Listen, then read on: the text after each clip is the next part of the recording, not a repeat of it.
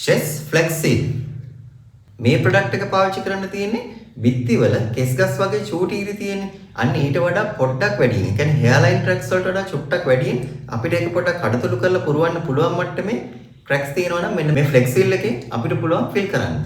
ෆ්ලෙක්සිල් එකේ තියෙන විශේෂත්වය තමයි සාමාන්‍ය ජොයින්ට් කම්පවුන්ඩ් එකක් එහෙම නැත්නම් වෝල් පොටි එකක් පාවිච්චි කරපුවාම ඒකෙදි ඒකේ ෆ්ලෙක්සිබල් ගතියක් නැහැ. ඒක ෆික්ස් වෙලා තියෙන්නේ. ඒක ඇදෙන්නේ නැහැ.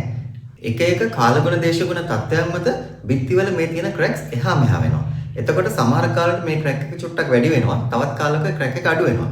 ඉතින් මේ වගේ වෙලාවකදී අපි සාමාන්‍ය ජොයින්ට් කම්පවුන්ඩ් එකක් එහෙම නැත්නම් වෝල් පොටි එකක් මගින් මේ ක්‍රැක් එක ෆිල් කරොත් අර බිත්තියේ වෙන වෙනස් වීම මත මේ ක්‍රැක් එක නැවත පෙන්눔 කරනවා. ඒ වගේ තැනක් ෆිල් කරන්න මෙන්න මේ වගේ ෆ්ලෙක්සිබල් ක්‍රැක් ෆිලර් එකක් පාවිච්චි කරන්න වෙනවා.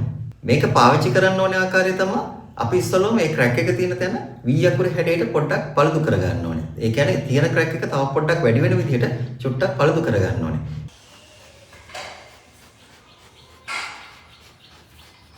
ඊට පස්සේ ඒ V හැඩයට තියෙන ක්‍රැක් එක ෆිල් කරන්න ඕනේ මෙන්න මේ පේස්ට් එක දාලා.